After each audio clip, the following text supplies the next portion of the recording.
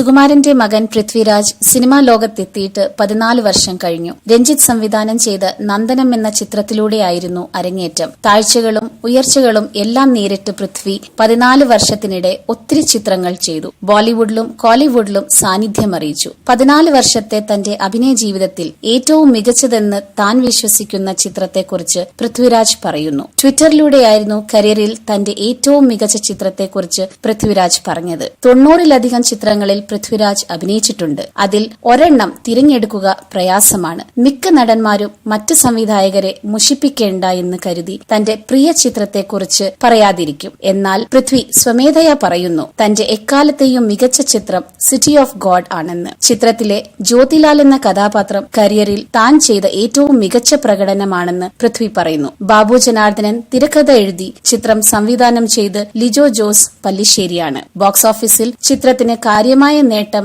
കൊയ്യാൻ സാധിച്ചില്ലെങ്കിലും DVD ഇറങ്ങിയപ്പോൾ പലരും ചിത്രത്തെ പ്രശംസിച്ചെത്തിയത് ശ്രദ്ധേയമാണ്.